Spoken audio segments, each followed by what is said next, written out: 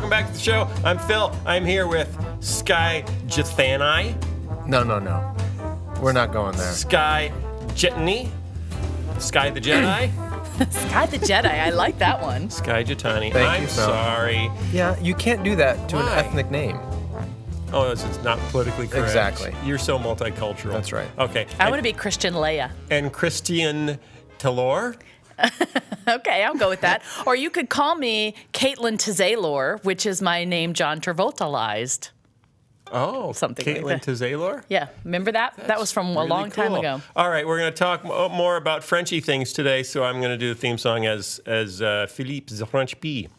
Oui. Oui is a podcast. What do you know? Oui, I can't play. Oui is a podcast. And we got video. Oui is a podcast. And landing here, the Phil Vischer podcast starts right here.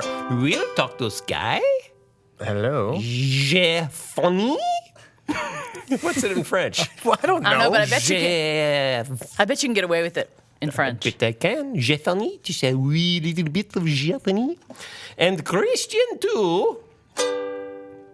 That sounded off. Maybe. I'm so out of it. So, landing here, the Phil Vischer podcast starts right here. Okay. You lost Philippe. I did. It's all right. He left because there's so much going on in France. He's now a freedom pea.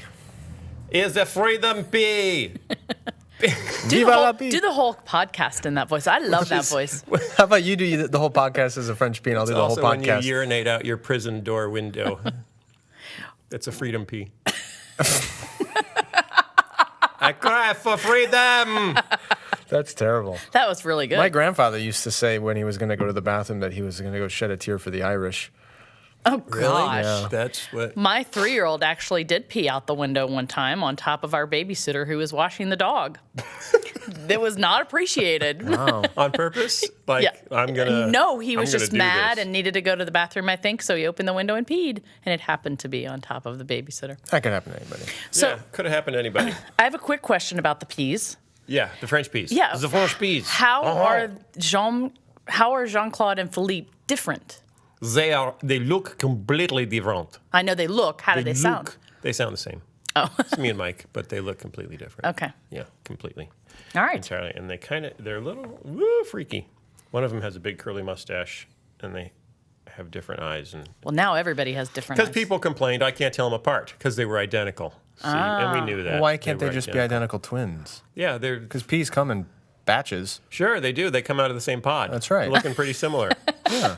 They are Jean-Claude and Philippe are Can't peas tell in a them pod. Right. 19,000 French websites under attack. So this week we're seeing the fallout of basically the world is going crazy. I don't know if you were aware of this. Is it the end of Western civilization? I believe it You might beat me be. to it. I was I about to know. say It that. was gonna of come Western out. civilization as we know it. 19,000 French websites under attack. French civilian websites under attack by hackers, according to France's head of cyber defense. Cyber defense. What's this cyber defense to you? Since Saturday, hackers have defaced the websites of French businesses, religious groups, city governments, and universities with pro-Islamic messages and images, government officials said. They essentially played graffiti artists, replacing website homepages.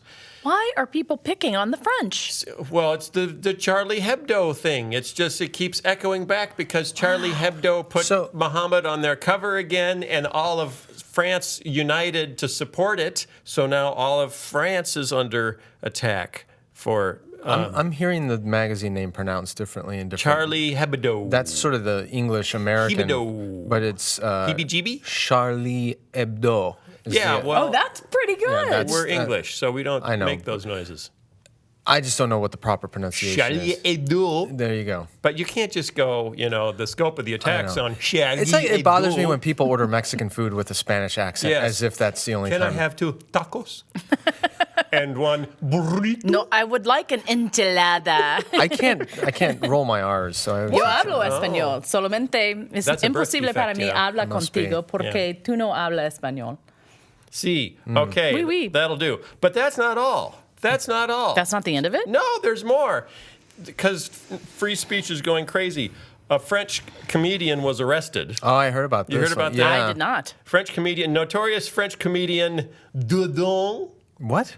Dildo. No, stop that. No, Can I that's spell it for Stop. you? Yes, that's spell his it. name. D-I-E-U. D-O-N-N-E. Dildon. Dildon.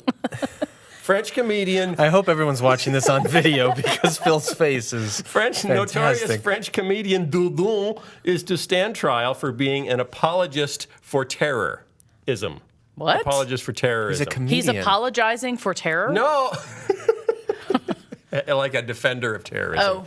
Because he wrote Right. a Facebook Oh. comment suggesting he sympathized with one of the gunmen in last week's attacks. He posted on his Facebook page, this is all he said. He said, "Tonight, as far as I'm concerned, I feel like Charlie Koulibaly." Now, Koulibaly was one of the brothers That got killed. were a gunman. Koulibaly killed 4 people at a Jewish supermarket on Friday and a policewoman the day before. He was he was mixing the slogan "Je suis Charlie" with the name of one of the gunmen. terrorists. And for that, now you'd think that's probably covered by free speech, right? Not in France. He's been arrested for saying that. That's all he did. There's a lot of, I think we mentioned this last week, but France, Germany, a number of other European countries have much more restrictive free speech laws than we do. For example, I think in Germany it's against the law to say anything in denial of the Holocaust, which, Yeah. given their history, makes a lot of sense. but it's still speech. I mean, somewhat a there restriction. could be some very ignorant, ridiculous people who So could is deny it- the Holocaust, but in America that would not get you arrested. So, which is kind of ironic, and you can see how Muslims could get a little cranky to Exactly. say, "Of course we can say whatever we want about Muhammad. That's free speech," and to say, "Oh, wait a minute, you said something that sounds like you're That is supporting." duplicitous. Isn't Yeah, it? and that's what I was Good trying to word. explain Say yesterday. it in French. Duplicitous. There's all kinds of protections against, especially Jews in parts of Western Europe, speech against anti-Semitic speech. So not to sympathize, but the terrorists or the Muslim population, when they see Charlie Hebdo publishing those cartoons, that in certain respects is not allowed with other people groups. So it's Yeah. a double standard. Speaking of restrictions on free speech, this is where it's just getting crazier. Can't wait to There's hear. more? Yes. Okay. So Duke University. Did you hear about Duke University? This It's in week? America, not in France. So Yeah, we've you've moved heard of it. continents. Yeah. Yeah, we moved continents. They announced a week ago or so that they were going to start letting the Muslim group there, Muslim group there, use the chapel tower to do a call to prayer, Muslim call to prayer every Friday. I bet that did not go over well. Normally, does the tower have a bell that rings? It has a bell. For what? Is that a call to Ding! for Christian when prayer? there's a product placement. Oh, of course. Ding! Right, yeah. And it's, and then everyone says, It's probably just to make everybody Nike did think a new it's deal with our football team. an That's what idyllic, they- beautiful. That's what they Right. say. A lot of campuses have bell towers. Oui. So they said they were going to do this, and it would be like a 3-minute every Friday call to prayer. Franklin Graham went a little nuts. He didn't like it at all. That's kind of his neck of the woods. And so he tweeted, what did he tweet? Let's look at Franklin Graham's tweet. This is the son of Billy Graham, evangelist. Yes, if you don't know who. Samaritan's Purse. Oh, if you don't know. He got kicked out of my high school for not good things. Well, everyone's been kicked out of high school. So. Not me. I was kicked out of Bible college. I did hear that. Okay. He said, as Christianity is being excluded from the public square and followers of Islam are raping, butchering, and beheading Christians, Jews, and anyone who doesn't submit to their Sharia law, Duke is promoting this in the name of religious Oh, that's a pluralism. bit of an overstatement. That is maybe going a little too far. He's never been known for nuance, however. That's why he got kicked out of my school. Well, But so that post was shared more than 65,000 times, Uh-oh. and a lot of alumni then said, "Hey, you're promoting Islam. What is this all about?" And there's a Muslim scholar at Duke who responded by saying, every day from that same Duke chapel, church bells ring, and twice on Sunday. The cross is on the emblem of Duke University. The entire quad and the entire campus of Duke University is laid out as a cross, and the Christian chapel is the very didn't know symbol that. of Duke University. So the kind of fanatical proclamation that Christianity is being erased from Duke's campus is frankly a poor indication of the intelligence of that argument.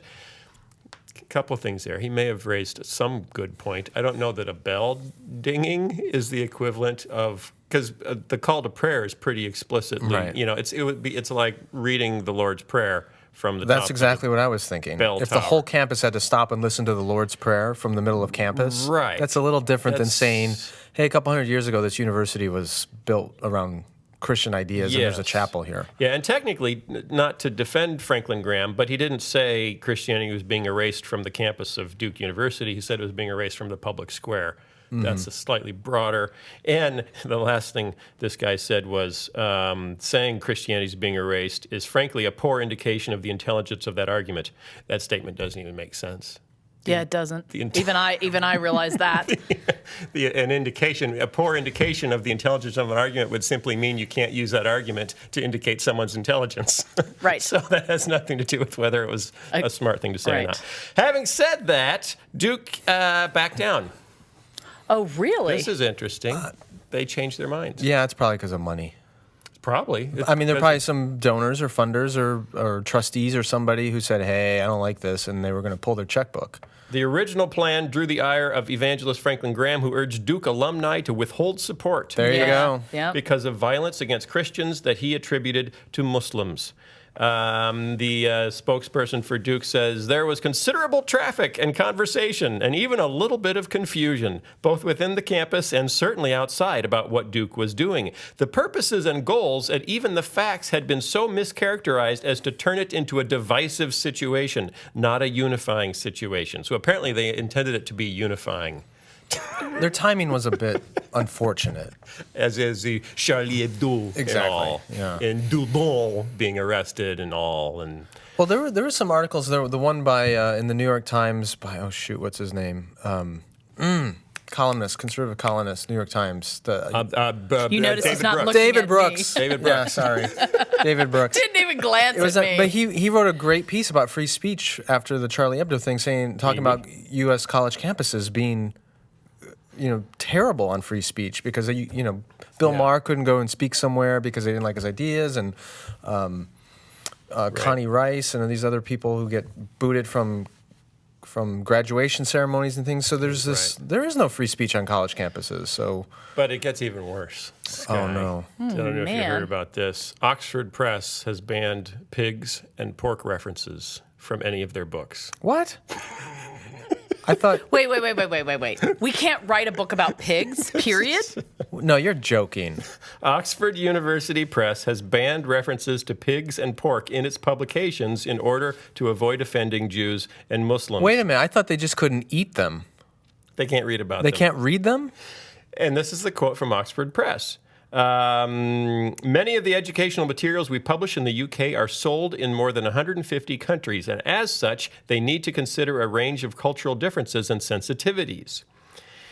The policy came to light this week on the show Today on BBC's Radio 4 station in the wake of the Islamist extremist attacks in Paris. The show read a letter on the air sent by the Oxford University Press to an author asking her not to mention pigs or pork products in her book. And this is the funniest part. Representatives of the Jewish and Muslim communities told the British media that the ban was unnecessary. We're not that Don't sensitive. drag us into this. We did not ask for these. You can write your little piggy books if you want to. So the three little pigs are going to become what? three little goats. Three little pigeons? The three little. What's the goat that takes the sins of Scapegoat.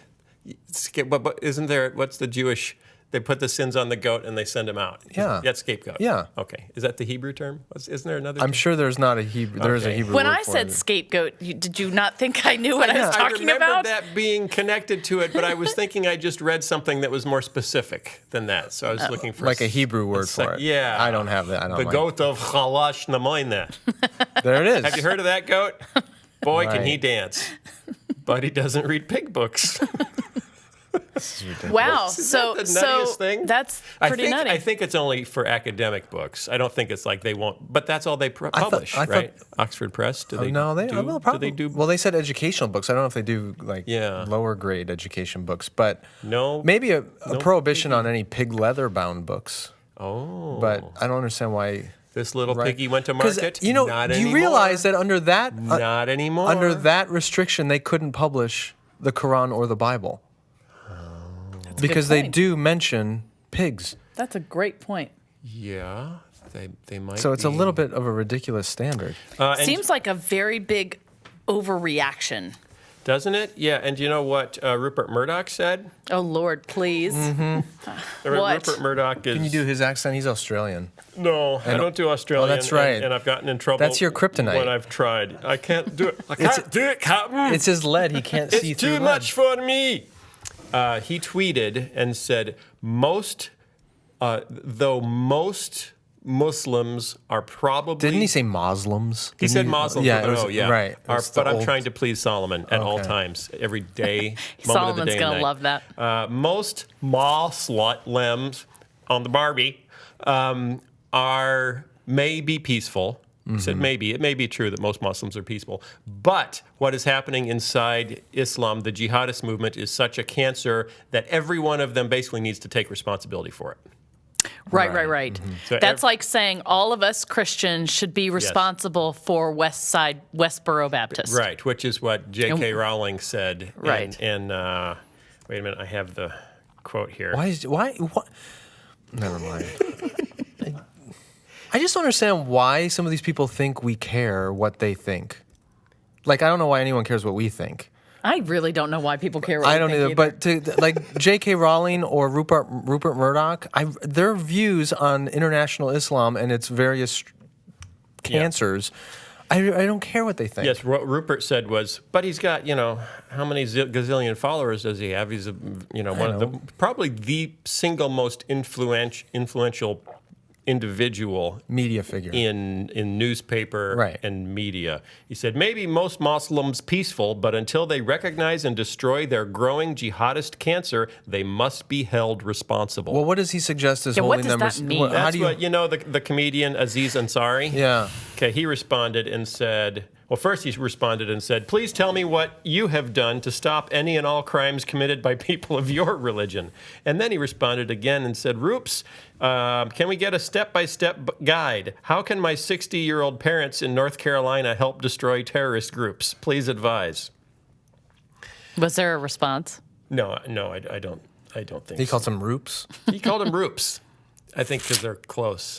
Now, what's interesting is Rupert Murdoch owns News Corp, which owns HarperCollins, which owns the two largest Christian publishers, also Thomas Nelson and Zondervan. Which owns the most popular Bible in the United States, which is the NIV. Yes. So and BibleGateway.com Right, and there's a lot of- Crosswalk.com Right. and all sorts of things.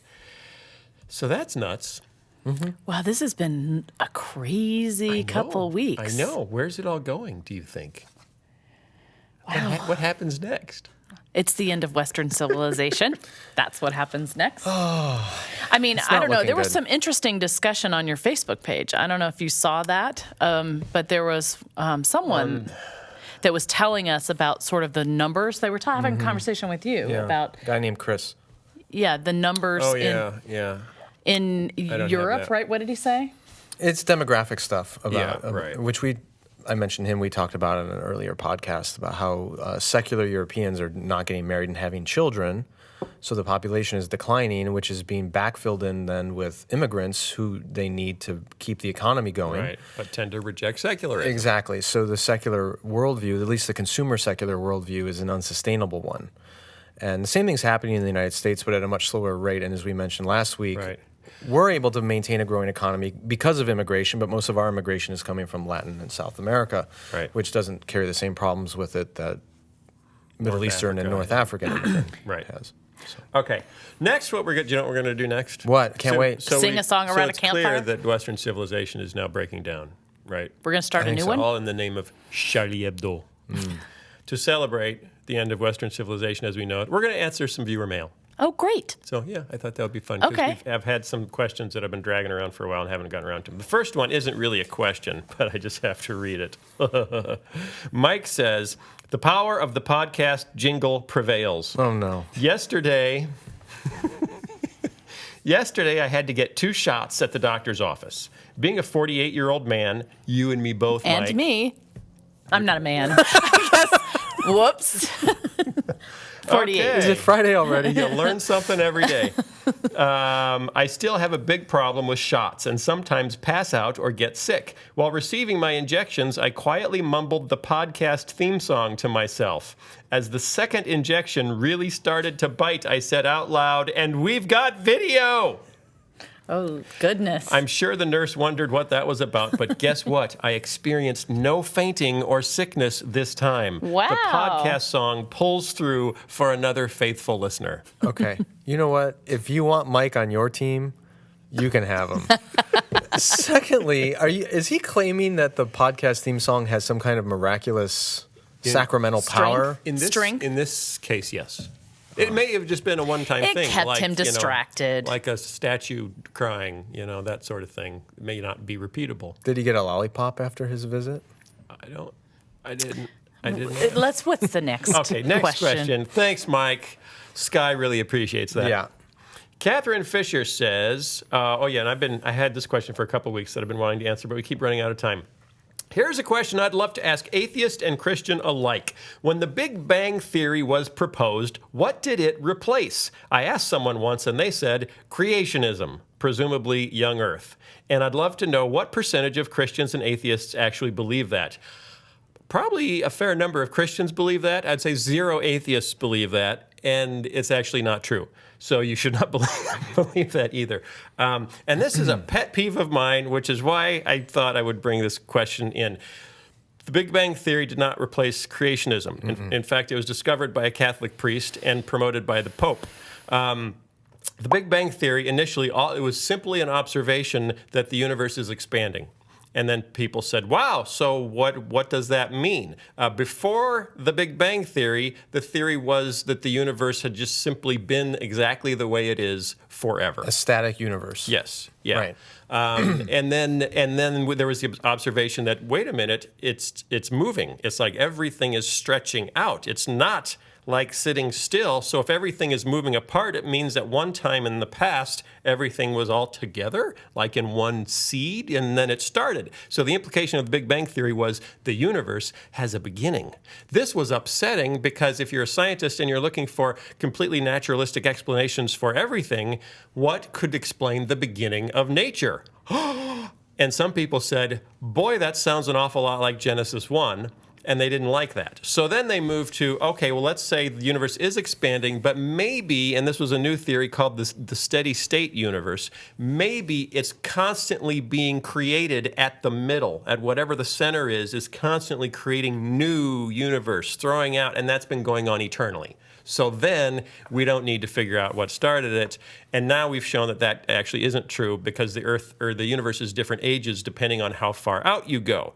The farther outest parts are the oldest parts. So it's not being created over and over again. The whole thing is... and that wasn't there the expansion and contraction theory too? Yes, there's that. That's another The theory. universe was expanding, eventually would slow down, stop, and then contract inward. And maybe it's been doing that eternally. Right, another big bang and in and out. And that has also been proven to be false. So theoretical calculations showed that a static universe was impossible under general relativity. Right. So that we're talking about 1920s, 1930s, we realized, okay, it can't be static. Edwin Hubble showed that who's from Wheaton, Illinois. Thank you very much. That's what Hubble School is named after? Hubble Middle School. How about that? Had shown that the universe was expanding. The steady state theory asserts that although the universe is expanding, it nevertheless does not change its appearance over time, that it then has no beginning or end. The problem with the steady state theory began to emerge in the 1960s, and so the steady state theory has been thrown away, and now we have a universe that needs an explanation for a beginning, and a lot of people trying to come up with theories for how that could be non-supernatural. So, point being, Big Bang Theory, Big Idea Theory, which says you always lose your characters when you don't mean to, and they're replaced with new characters endlessly in a steady stream emanating from your brain. Not your brain. My brain. Okay, your brain. My new characters. Oh, yeah. My new characters come from my brain. They do. You're right. Buck Denver. Came from your brain. I'll let you guys figure this out. This is Buck Denver. Okay, I mean, I don't have a French puppet. Well, we need that, don't we? Against his sky. You have an Indian puppet that's a monkey, I might add. There's nothing wrong with that. I think there is. There are many monkeys in India. Don't you know? You were there, right? Yeah. Did you see monkeys? I saw one on a leash. You see a monkey on a leash. I did. I'm sorry, this is totally my fault that we went down this road. Sorry. Point being, the Big Bang Theory is not a replacement for creationism. It actually upset some scientists because it sounds like creationism, implying that the universe had a beginning. So it did not replace creationism. People who often reject the Big Bang Theory on biblical grounds do so because when you calculate the time, there's too much time. And if you're a young Earth creationist, there's too much time to get everything together. And it's 14.7 billion years ago. And so that messes with young Earth creationism, but not creationism. It actually supports creationism. Interesting story, Georges Lemaitre, the French astrophysicist and Catholic, I don't know if he was a priest, but he was like a Catholic astronomer who first suggested the theory. The Pope in the 1950s thought it was so exciting that it supported the idea that God created, that God started it, that he prepared a speech to give to a board of astronomers to say, it's evidence for God, there's a beginning to the universe. And Georges Lemaitre, even though he believes that God created everything, wrote to the Pope and said, please don't say that. Please don't say that because we might discover that there's something before that that's natural. Don't celebrate yet. Yes, and then maybe God is before that or before that. Right. And then if we discover that, you're going to look silly because you've promoted this In other idea, words, which is something we just could all learn from. Stay out of the scientific process, church leaders, because it can bite you as much as it can help you. But what about Christians? Are you saying Christians should stay out of science? No, I'm saying if they're scientists, I think they should be highly engaged in science. I think if they're preachers and they don't know What if anything they're about preachers science, that really are interested in science Well, and they read American Scientific I Magazine? think the thing is there's being involved in it and just making pronouncements as if they are scientists. Okay. That's the difference. Can I ask a question? Yes. Why, Big Bang. why does it really matter? What? Which part? I mean, why does it really matter that we have to have the answer to how it started? Or why do young Earth and old Earth creationists and Big Bang theorists... Why can't we just get along? Well, no, why does it really matter at That's the the end of Rodney it? King theory of the Why does it beginnings really of the matter universe. at the end of the day? What is it... Because Why do we have to... Because it depends on how you read the Bible and how you want to read. It depends on what philosophical convictions you bring to the table. As a scientist, if you bring the philosophical conviction that there is no God, then you are highly opposed to anyone suggesting there is. That I And understand. so you bring agenda to your science. That I understand. If you are a Christian who interprets Genesis 1, hyper literally to say it has to be exactly as it strikes me, 6 literal 24-hour days of material creation, then if someone rejects that, the fear is that they're rejecting the authority of Scripture, as opposed to... I don't think that's what she's asking, Phil, if I may. Go right ahead. I forget the biblical piece of it. You're just asking, why does it matter how the universe started? Like, is that... Well, why does it matter what theory we employ? Well, I mean, how is it going to change my life that if I found out... Here's the fear. You find out that the universe is 14 billion years old. Okay. You've been reading the Bible and coming to the conclusion that it's 6,000 years old. Okay. The Bible's wrong. What else is wrong? So in other words, in the this Bible? is a front in the war between science and religion. It undermines your ability to trust the Bible. Okay. I get that. Okay, So that good. means I can understand where people that have a God worldview and people that don't have a discussion or disagreement. Yeah. Right? But I don't understand in particular why old Earth and young Earth creationists have to have this battle, because it doesn't really matter or make a difference or change my life. Unless or, you feel like it's making you throw away your trust of Scripture. And unless you have sold and written and made lots of materials advocating one way or the other, and you need to get those out to market. You're not saying they're just doing that for the money, though. No, Are but you, Scott? I'm not saying that. But I'm saying what happens, I think, is people have a genuine debate about interpretation of Scripture, and then fast forward 20, 30 years, and someone has taken such a strong stand one way or another, and they've created their whole life around it, and all ministries around it, and all the funding around it, and all the resources around it, that even if you harbor questions about your own interpretation at that point, it's too late because your whole life is caught up in it. I just feel like people are making a God out of that.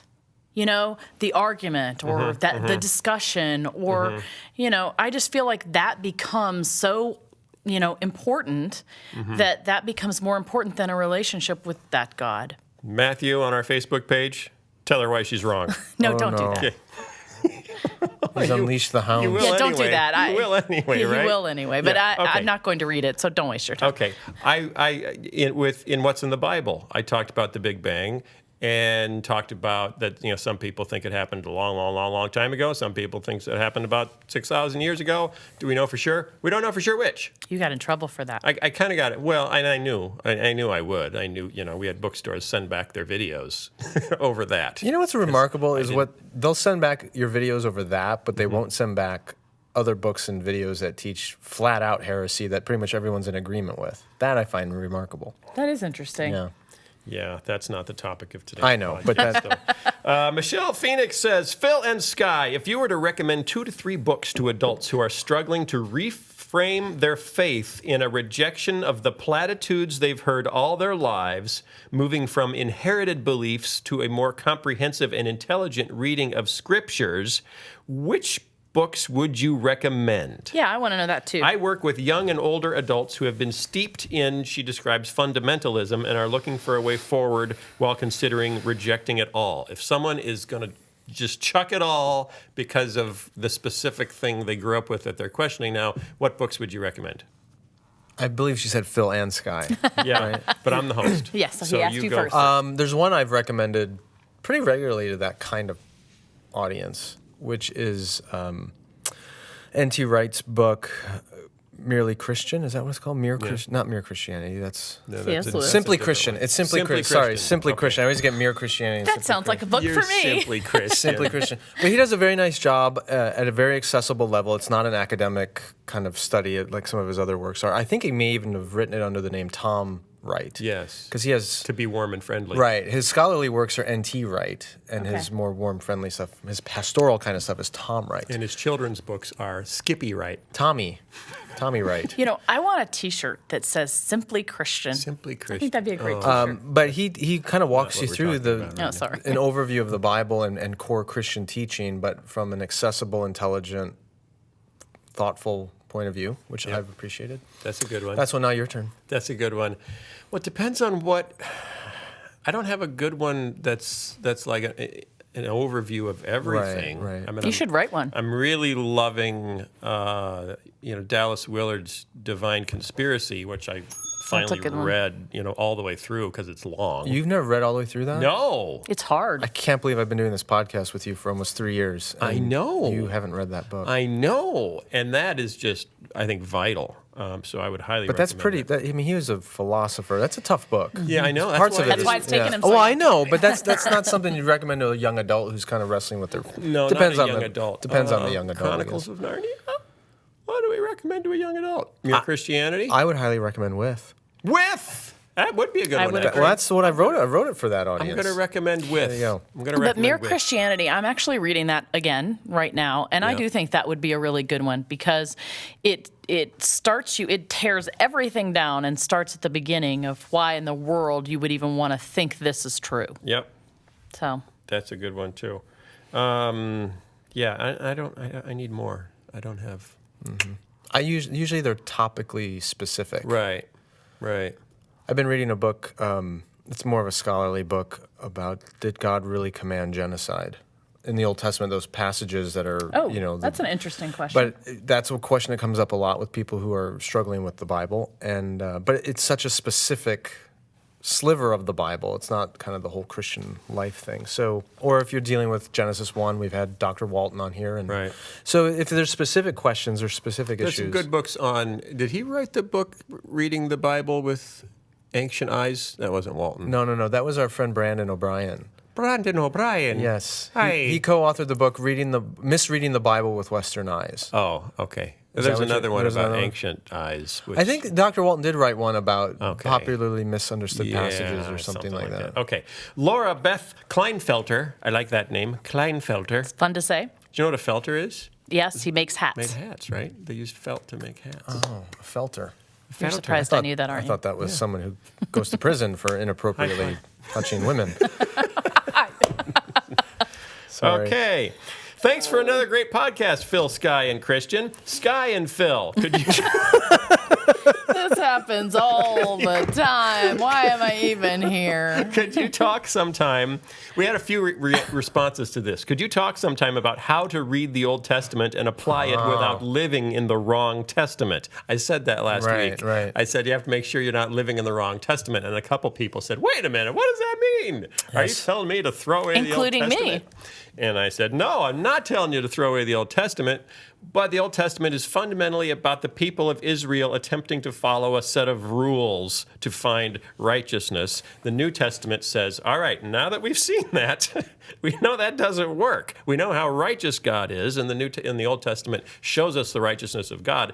But and I'll let Sky speak to this next. My summary would be, when Jesus says, love the Lord God with all your heart, soul, and strength, and love your neighbor as yourself. This sums up the entire law and the prophets.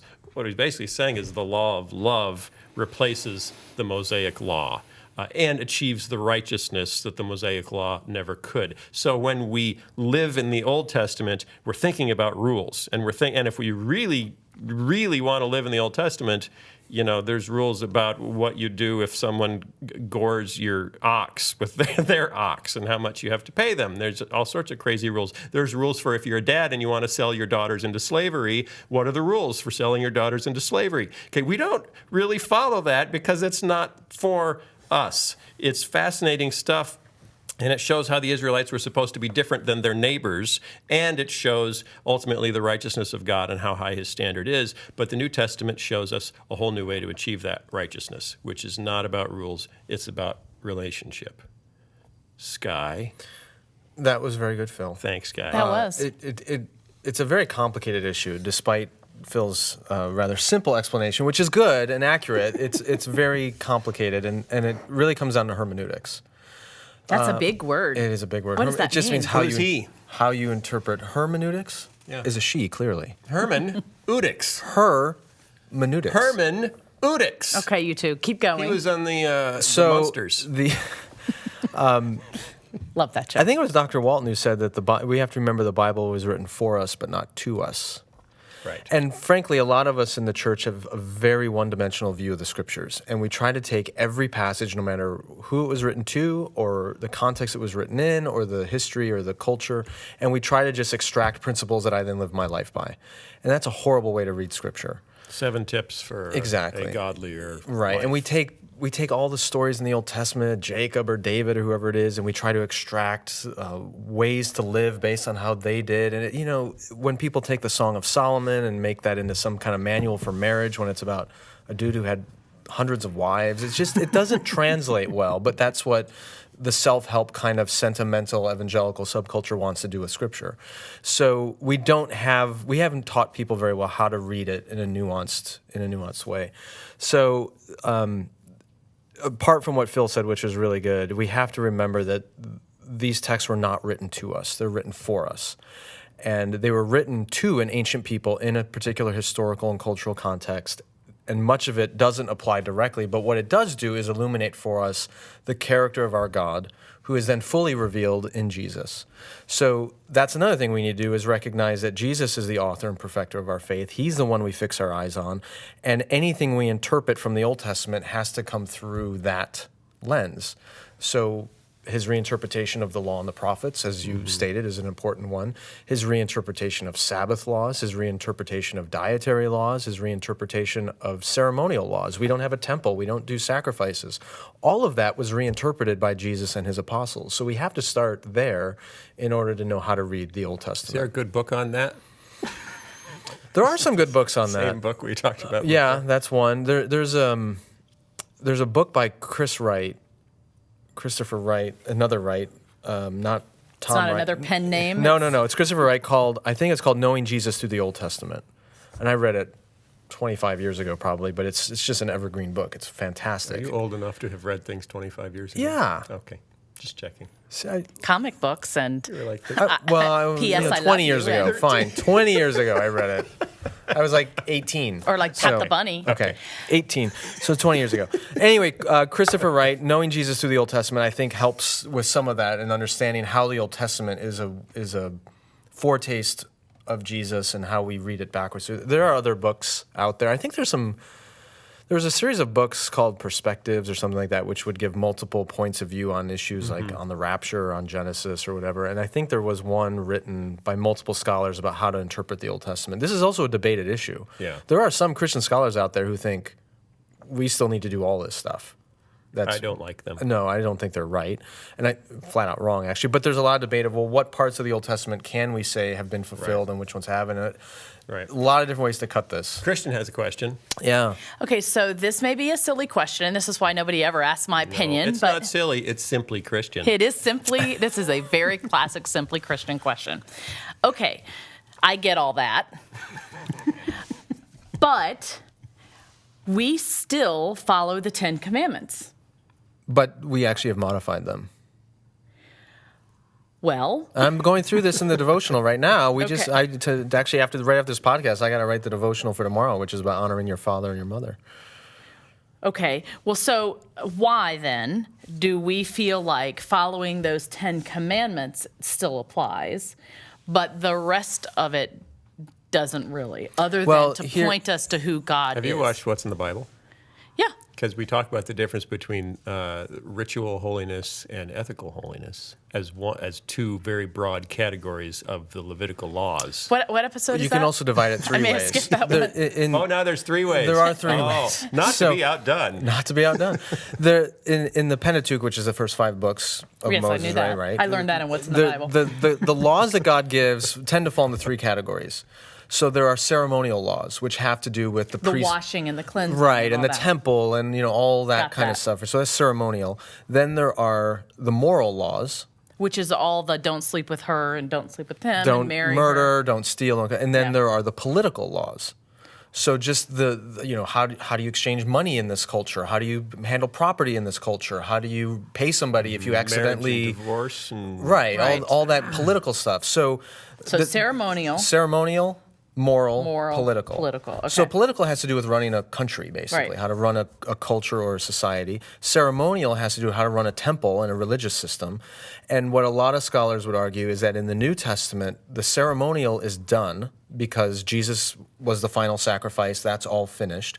The political no longer applies because the church is not a political entity the way Israel was, right? We don't have a system of judges and land and taxes and all that. So what remains is the moral. So when you go through the 10 Commandments, it's a moral code. There's nothing in the 10 Commandments which is strictly ceremonial or political, which is why most Christians would say the 10 Commandments are still binding on us. But you can distill the 10 Commandments down to love God and love your neighbor. Well, and now that I am thinking about it, those 10 commandments are repeated in the New Testament, just with different wording.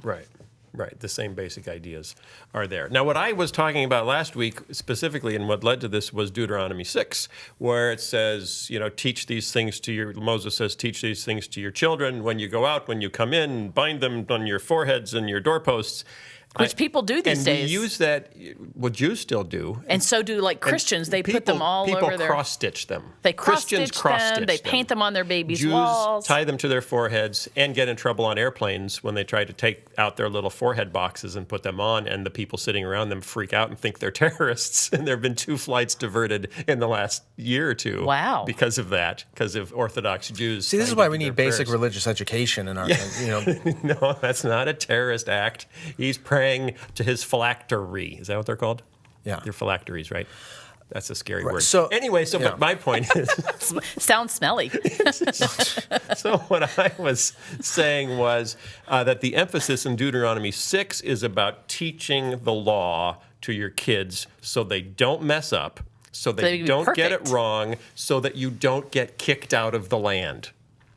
That's what that's about. Oh. It's about not getting kicked out of the land. And I had someone write in and say, yeah, but I use that, and I use it as for me, it inspires me to teach about Jesus in the New Testament. And I think that is good and well, and it's a good thing to do to motivate yourself to teach. But when now you're reapplying it to a New Testament scenario, and you can't. What you lose is the sense of authority. There's no authority when you take something from the Old Testament and reapply it to a situation that the original you're author also- wasn't. So how intending. would Right. you teach it, Phil? You're not following the How context. would I teach Deuteronomy 6? So our church assigns you to teach next Sunday. Deuteronomy 6. Deuteronomy 6. What would you do with it other than tell everybody, this is not what it means? I would teach what it means. I would say this is the scenario. But you have to apply it, This Phil. is, and now the application is. In 3 steps. Guess what? We're still called to teach our kids, but not for this same reason. Not so that we won't be kicked out of the land we're in. So why should we teach them? Why? Because we're called to make disciples. It's a call to discipleship. Okay. We're making disciples of our kids. It's not a specific, bind these rules to your doorpost and all will go well with you in the land, which Well, we don't have the land. I do think that is an underflowing current in today's parenthood. And even 20 years ago, as a young parent, I felt this way that, if I wanted to have perfect children or children that, followed God or didn't end up, arrested at 12, then I needed to, do this certain set of things, and they had to be in church and they had to do this. And what I've learned now, I have 4 children, my oldest is 25, is that is not work. That just does flat out not work. It does not matter It does how not guarantee perfect certain outcomes? It does not. But that's what a lot of us tend to do with the scriptures. We think that, and I wrote about this in the chapter of With, that I think it was a teenager at my church who said Bible stands for basic instructions before leaving earth. We just want to make it an owner's manual. If you just follow the instructions, the outcomes are guaranteed. Right. That is not what the Bible is. And What is the Bible? the Bible The is God's self-revelation of himself to us over time in different contexts and places so that we might know who he is. Ooh, say that again. And its instructions before we leave Earth? No. No, Oh. say that one more time.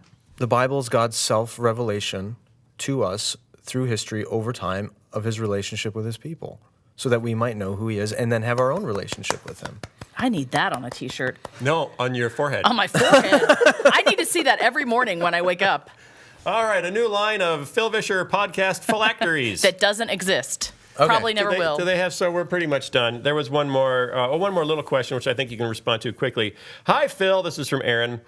On a podcast where you were discussing ISIS and Gordon Brown's talk of British values, Skye mentioned something about Western Christian values. Honestly, I find the term itself imperialist. What is Skye implying? That there are certain values that are Christian and also Western as opposed to Christian and Eastern? I find the conflation of geography and economic system with Christianity problematic simply because the gospel is for all people. Do you get whiplash? Yeah, I'm not sure how to answer that.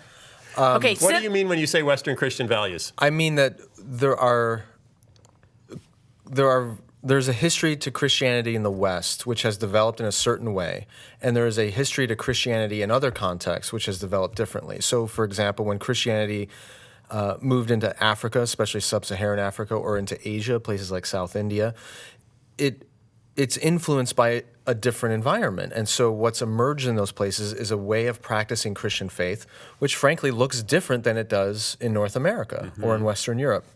I'm not saying that an Indian in South Asia who's a Christian and an American who's a Christian are not Christian. They are, but they take on different expressions So and you're not flavors. saying Christian values are Western. No.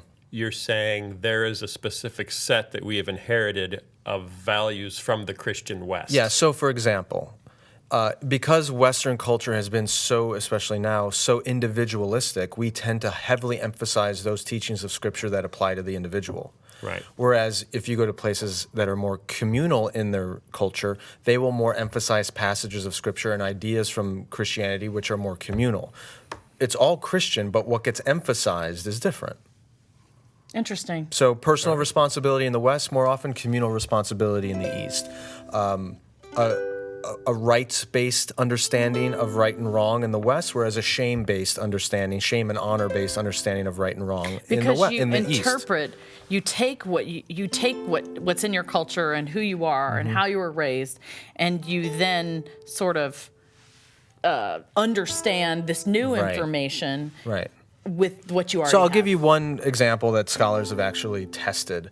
they took the story of the parable of the prodigal son from Luke's gospel, and they took it into different cultures, and they asked people to read it out loud from their Bible, then close their Bible and retell the story. Okay, And what simple. it's very simple. What they found is that in Western affluent cultures, they tended to, when they retold the story, people almost always left out a detail that was never forgotten in other cultures, and that is when the younger son goes off to the distant country.